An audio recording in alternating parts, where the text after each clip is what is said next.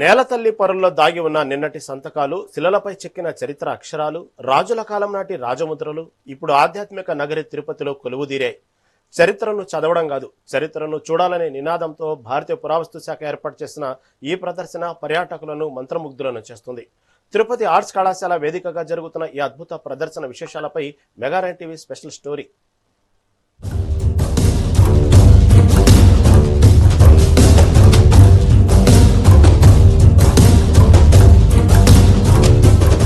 అవనిపై రాలిన ఆనాటి ఆనవాళ్లు ఇవి. శ్రీవారి హుండీలో లభించిన పూర్వ రాజుల కాలం నాటి అరుదైన నాణ్యాలు ఈ ప్రదర్శనలో ప్రధాన ఆకర్షణగా నిలిచాయి. వెండి, బంగారం, రాగి నాణ్యాల వెనుక ఉన్న ఆనాటి రాజ్యాల వైభవం, సంస్కృతిని ప్రతిబింబించే ఫోటోలు చూస్తుంటే సందర్శకులు ఆశ్చర్యానికి గురవుతున్నారు. ఒక్కో నాణ్యం ఒక్కో చారిత్రక ఘట్టానికి సాక్ష్యంగా నిలుస్తోంది. ఎపిగ్రఫీలు అంటే భారతీయ చరిత్రకి ప్రాముఖ్యమైన ఆధారంగా ఉన్నటువంటి మరొక ప్రాముఖ్యమైన ఆధారంగా ఉన్నటువంటి శాసనాల గురించి మనం వాటి గురించి స్టడీ చేసి వాటిని పబ్లిష్ చేసేటువంటి ఆర్కియాలజికల్ సర్వే ఆఫ్ ఇండియాలో బ్రాంచ్ ఎపిగ్రఫీ పురాతత్వ శిలాశాసన శాఖ అనేటువంటిది మైసూరులో ఉండడం జరిగింది. సో అక్కడ దాదాపుగా మనం 1880s నుంచి కూడా శాసనాలని కాపీ చేసుకుంటూ రియల్ ఆబ్జెక్ట్స్ని మేము తీసుకెళ్ళము. కానీ ఆ యొక్క శాసనాల యొక్క అచ్చుల్ని ఇస్టాంపేజ్ ప్రాసెస్ తీసుకొని ఆ అచ్చుల్ని తీసుకొని మేము ఆ అచ్చుల్ని ద్వారా దాన్ని ఆఫీస్కి తీసుకెళ్ళి ఆ అచ్చుల మీద స్టడీ చేసి ఏం రాశారు, అది ఆ రాసిన పడిన ఆ రచన ద్వారా ఉన్నటువంటి జిస్ట్ ఏంటి, ఆ టెక్స్ట్ ఏంటి, అది ఏ రాజుకి సంబంధించింది, ఆ ఇన్స్క్రిప్షన్ దేని గురించి మాట్లాడుతుంది అనేటువంటి దాన్ని పబ్లిష్ చేయడం జరుగుతుంది అన్నమాట.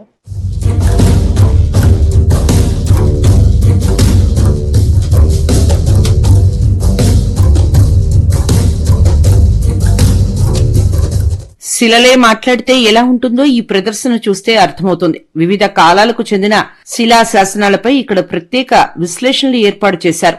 ఏ కాలంలో ఏ లిపిని ఉపయోగించారు, ఆనాటి భాషా వికాసం ఎలా జరిగింది, పాలనా విధానాలు ఎలా ఉండేవో ఈ శాసనాలు కళ్లకు కట్టినట్లు వివరిస్తున్నాయి.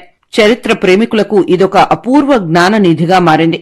సౌత్ ఇండియా న్యూమిస్మాటిక్ అసోసియేషన్ వారి ప్రదర్శన ఇక్కడ ఆర్ట్స్ కాలేజీలో నిర్వహించబడుతోంది. దీనికి తిరుమల తిరుపతి దేవస్థానం కాలేజీలో చదువుకున్నటువంటి విద్యార్థుల నుంచి విశేష స్పందన లభిస్తోంది. ఇక్కడ అనేక నాణ్యాలు క్రీస్తు పూర్వం నుంచి ఈనాటి వరకు మన భారతదేశ నాణ్యాలు, కరెన్సీ, అలాగే ఇతర దేశాల యొక్క నాణ్యాలు, అలాగే వాళ్ళ యొక్క కరెన్సీలు కూడా ఇక్కడ ప్రదర్శనలో ఉంచడం జరిగింది. ఇందుకు దీన్ని మొట్టమొదటిగా మన జేఈఓ గారు దీన్ని ప్రారంభించడం జరిగింది. ఈ కార్యక్రమానికి అనేక మంది నాణ్యాలు సేకర్తలు, అలాగే నాణ్యాలను విక్రయించడానికి వచ్చినటువంటి సెల్లర్స్ కూడా అనేక మంది ఇక్కడ వచ్చున్నారు. విద్యార్థులందరూ కూడా దాన్ని చూసి చాలా ఆనందంతో సంతోషంగా ఉన్నారు. Thank you. నా పేరు నెట్టూరి వెంకటేశ్వర్లు, తెలుగు ఉపాధ్యాయుడు, ప్రభుత్వం.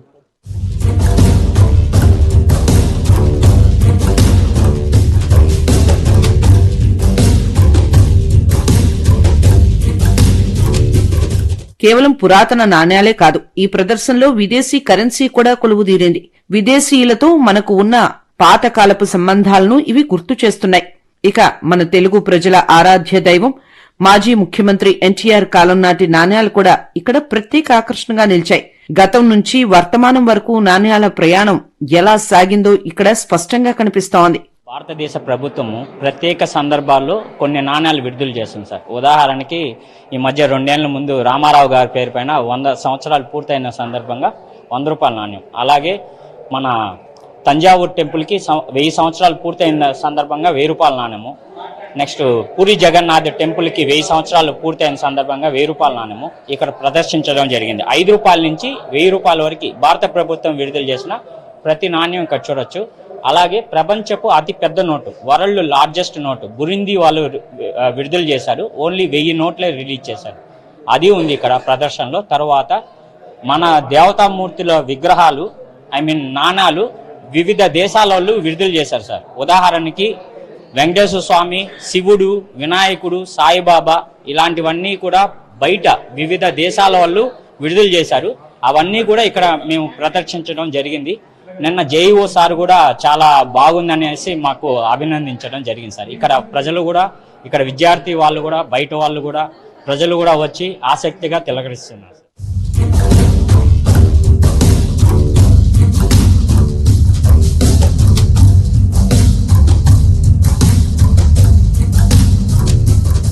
సాధారణంగా మనం 1000, 2000 నోట్లను చూసాం. కానీ 10,000 రూపాయల నోటును చూశారా? ఈ ప్రదర్శనలో సందర్శకులు అత్యంత ఆసక్తిగా చూస్తున్నది 10,000 రూపాయల భారీ నోటునే. ఇది నిజంగా ఉందా అని ఆశ్చర్యపోయే సందర్శకులకు ఆ నోటు వెనుక ఉన్న ఆర్థిక చరిత్రను అధికారులు వివరిస్తున్నారు. ఇలాంటి అరుదైన సేకరణలు ఈ ప్రదర్శన స్థాయిని పెంచాయి.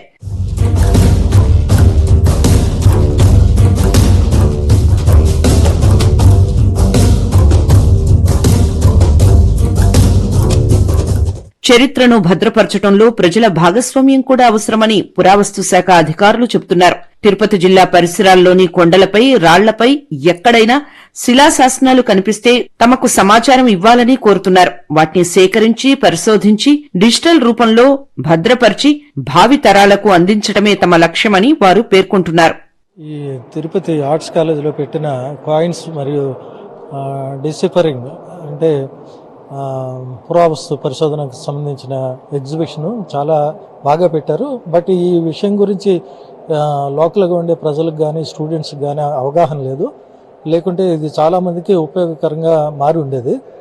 నేను కూడా యాక్సిడెంటల్గా న్యూస్ పేపర్లో చదివి వచ్చాను, కానీ ఎక్కడ బయట బోర్డ్స్ కానీ పబ్లిసిటీ సరిగా లేదు. ఉండుంటే ప్రజలకు చాలా విజ్ఞానాన్ని పంచే విధంగా ఉపయోగపడి ఉండేది.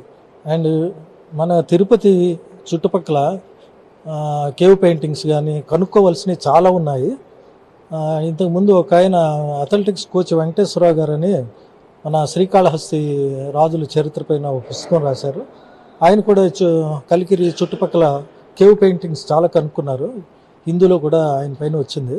అట్లా ఈ చుట్టుపక్కల చాలా పురాతనమైన నాగరికత ఇక్కడ ప్రడవలింది. కాబట్టి రాళ్ల కాలువలో కూడా రాతి యుగం నాటి పనిముట్లు దొరికాయి.